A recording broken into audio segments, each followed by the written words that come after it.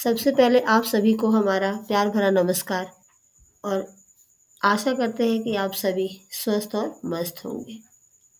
तो आज स्टार्ट करते हैं UGC net paper 1, all state set paper 1 और टीचिंग से रिलेटेड कोई भी आप एग्ज़ाम देते हैं, ठीक है, उससे रिलेटेड इम्पॉर्टेंट क्वेश्चन भी आपको इसमें मिलेंगे जो आपके लिए हेल्पफुल होंगे। तो चलिए विदाउट डिले स्टार्ट करते हैं। Question number 1, most often the teacher student communication is, अधिकतर शिक्षक छात्र संवाद होता है। स्प्यूरियस, क्रिटिकल, यूटिलिटेरियन, कन्फ्रंटेशनल, बनावटी, आलोचनात्मक, उपयोगितावादी, टकरावपूर्ण। तो अधिकतर जो शिक्षक और छात्र का जो संवाद होता है, उनका जो कम्युनिकेशन होता है वो क्या होता है? बनावटी तो बिल्कुल ही नहीं होगा, आलोचनात्मक भी नहीं होता है, टकरावपूर्ण भी नहीं होता है, क्या होता है वो? उपयोगितावादी होता है। चलिए क्वेश्चन नंबर 2 पे आते हैं। Attitude, action and appearance in the context of classroom communication are considered as, कक्षा संचार के संदर्भ में दृष्टिकोण, क्रियाएं और दिखावे को इस प्रकार माना जाता है। किस प्रकार का माना जाता है? कोई भी एक्शन जब हम करते हैं, कोई भी एटीट्यूड जब हमारा दिखता है, कोई भी अपीयरेंस लुक दिखता है, ठीक है, उसको हम किससे रिलेट कर सकते हैं? Verbal, non verbal, impersonal, irrational, मौखिक, अशाब्दिक, अवैयक्तिक, अतार्किक। तो हमारा जवाब होगा नॉन वर्बल, अशाब्दिक। नेक्स्ट क्वेश्चन नंबर 3 पे आते हैं। Which of the following attributes denote great strengths of a teacher classroom communication are considered as. अब यहाँ पे क्वेश्चन क्या कह रहा है? कौन सी विशेषता शिक्षक की महान शक्तियों को दर्शाती है? तो उसमें आंसर है, ऑप्शंस है, full time active involvement in the institutional management, संस्थागत प्रबंधन में पूर्णकालिक सक्रिय भागीदारी, मतलब संस्था का जो भी मैनेजमेंट हो उसमें अपनी सक्रिय भाग, पूरे समय हर टाइम वो क्या अपनी पूरी एक्टिव उसमें भागीदारी दिखाता हो वो। दूसरा, सेटिंग एग्जाम्पल, उदाहरण स्थापित करना। तीसरा ऑप्शन है willingness to put assumption to the test, मान्यताओं का परीक्षण करने की इच्छा। एक्नॉलेजिंग मिस्टेक्स, गलतियों को स्वीकारना। तो देखिए यहाँ पे क्या पूछा गया है? शिक्षक की महान शक्तियों को के बारे में पूछा गया है, ठीक है। विशेषता, कौन सी विशेषता है जो शिक्षक की महान शक्तियों को दर्शाती है? तो क्या अगर कोई शिक्षक पूरी टाइम संस्था के मैनेजमेंट में अगर सक्रिय भागीदारी निभा रहा है तो ये क्या उसके प्लस पॉइंट है या उसकी महान शक्तियाँ हैं? तो बिल्कुल नहीं, क्योंकि शिक्षक का जो दायित्व है, उसका जो कर्तव्य है, उसको सेटिंग एग्जाम्पल, उदाहरण स्थापित करना है। Willingness to put assumption to the test, मान्यताओं का परीक्षण करने की इच्छा होनी चाहिए उनके अंदर, और गलतियों को स्वीकारना चाहिए, एक्नॉलेजिंग मिस्टेक्स। तो BCD is the right answer. Next question number 4, according to Dewey education is, Dewey के अनुसार शिक्षा है, एजुकेशन क्या है? Social need, personal need, psychological need, theoretical need. सामाजिक आवश्यकता है, व्यक्तिगत आवश्यकता है, मनोवैज्ञानिक आवश्यकता है या सैद्धांतिक आवश्यकता है। तो ड्यूरी के अनुसार उन्होंने क्या माना? उन्होंने माना है कि जो एजुकेशन है वो इंसान की सोशल नीड है, सामाजिक आवश्यकता है। What are the characteristics of CCE continuous and comprehensive evaluation? Continuous और कॉम्प्रिहेंसिव इवैल्यूएशन की जो है उसकी विशेषताएं क्या है? तो पहला देखते हैं, it increases the workload on student by taking multiple test, it replace mark with grades, it evaluates every aspect of the student, it help in reducing examination phobia. तो यहाँ पे हिंदी में भी देख लेते हैं।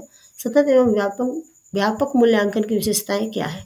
यह अनेक परीक्षाएं लेकर छात्रों का कार्यभार बढ़ाता है, यह अंकों के स्थान पर ग्रेड देता है, यह छात्र के हर पहलू का मूल्यांकन करता है, यह परीक्षा के प्रति भय को कम करने में मदद करता है। तो यहाँ पे हम देख रहे हैं कि इसमें जो नेगेटिव आंसर दिख रहा है वो पहला ही दिख रहा है, यह अनेक परीक्षाओं को लेकर छात्रों का कार्यभार बढ़ाता है।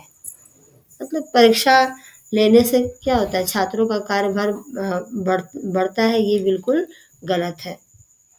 और हम देखेंगे अंकों के स्थान पर ग्रेड दिया जाए, ये भी सही ग्रेडिंग होता है। छात्र के हर पहलू का मूल्यांकन कर सकते हैं हम उनकी परीक्षा लेकर। परीक्षा के प्रति भय को कम करने में, बार बार परीक्षा जब होगी उनकी, ठीक है, तो उनका भय भी उसके प्रति कम होगा। तो right options are B, C and D. Next question देखिए, question number 6। Chairman of UGC committee appointed in 1969 for the purpose of administrative legislation of the university was. विश्वविद्यालयों के प्रशासनिक विधान उद्देश्य से 1969 समिति के अध्यक्ष थे। तो ऑप्शन ए है doctor DS Kothari, B doctor PV Gajendragadkar, option C professor Yashpal, option D professor Anil Kakodkar. तो right answer is doctor PV Gajendragadkar. Next question, question number 7। The ancient Indian university of Vikramshila was established by which dynasty. जो प्राचीन भारतीय विश्वविद्यालय की स्थापना की गई थी वो किस राजवंश के द्वारा की गई थी। Option R China, option R China पे चोल होगा, बाय मिस्टेक चाइना हो गया, टाइपिंग मिस्टेक से। चोला, पाल, मौर्य एंड गुप्ता। तो राइट आंसर है यहाँ पे क्या, पाल डायनेस्टी के द्वारा हुई थी। जो धर्मपाल थे उन्होंने इसका जो है इसको स्टेबलाइज्ड किया था। Next question, what is the objective of the समग्र शिक्षा स्कीम 2018। अब समग्र शिक्षा स्कीम जो 2018 था उसका उद्देश्य क्या था।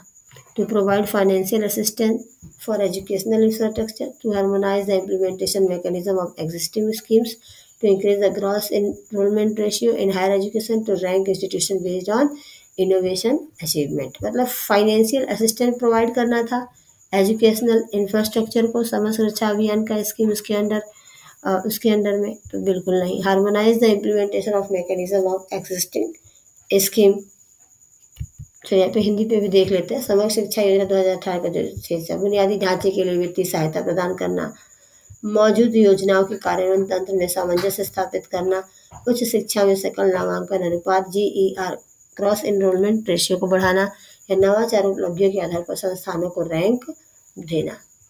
तो शैक्षिक बुनियादी ढांचे के लिए वित्तीय सहायता बिल्कुल नहीं था समग्र शिक्षा योजना का उद्देश्य। मौजूदा योजनाओं के कार्यान्वयन, मतलब जो भी योजनाएं थी उसके कार्यान्वयन की तंत्र में सामंजस्य स्थापित करना उसका जो है उद्देश्य था समग्र शिक्षा अभियान का। नामांकन से कोई उसका रिलेशन नहीं था, नवाचार की उपलब्धियों से भी उसका कोई लेना देना नहीं था। सही, तो यहाँ हम देख सकते हैं हमारा राइट ऑप्शन जो है, राइट आंसर बी होगा, मौजूदा योजनाओं के कार्यान्वयन तंत्र में सामंजस्य स्थापित करना। नेक्स्ट क्वेश्चन, स्टेटमेंट्स है यहाँ पे कौन सा मतलब most appropriate means correct answer है वो देखना आपको। Private universities are registered under section 25 of companies act 1956। जो प्राइवेट यूनिवर्सिटी हैं वो 25 अंडर सेक्शन के अंदर, कंपनी एक्ट के अंदर 1956 में उनको रजिस्टर्ड किया गया था। तो ये सही है बिल्कुल। The first private university setup in 1995, पहली प्राइवेट यूनिवर्सिटी 1995 में सेटअप की गई थी, वॉज द सिक्किम मणिपाल। जो कौन सी थी, Sikkim Manipal university of health, medical और टेक्नोलॉजिकल साइंस, जो कहाँ पे थी, गंगटोक में थी। तो इसमें दोनों ऑप्शंस बिल्कुल ही करेक्ट हैं। Option A is correct, both statement 1 and statement 2 are correct. Next, what traditional education system involving a teacher student bond existed in ancient India before gurukul system. तो कौन सा ट्रेडिशनल परंपरागत एजुकेशन सिस्टम था जो जिस सिस्टम इवॉल्व था, ठीक है, स्टूडेंट टीचर का बॉन्ड के लिए, जिसमें स्टूडेंट और टीचर में एक ऐसा बॉन्ड था, ठीक है, जो ट्रेडिशनल एजुकेशन सिस्टम में इवॉल्व था। ओके, कब, लेकिन तो ये before the Gurukulam system, Gurukul system के पहले। ऑप्शन है नई तालीम, मदरसा सिस्टम, आश्रम सिस्टम, गुरुकुल सिस्टम। तो गुरुकुलम सिस्टम के पहले जो हमारा ट्रेडिशनल सिस्टम था वो था हमारा आश्रम सिस्टम। चलिए आप हिंदी में भी देख लेते हैं। गुरुकुलम प्रणाली से पहले प्राचीन भारत में शिक्षक छात्र बंधन वाली कौन सी पारंपरिक शिक्षा प्रणाली मौजूद थी। तो गुरुकुलम से पहले हमारी आश्रम शिक्षा प्रणाली मौजूद थी। So thanks for watching, keep watching, keep learning, keep growing, keep sharing.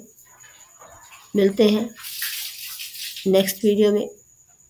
आज के लिए इतना। Thanks for watching.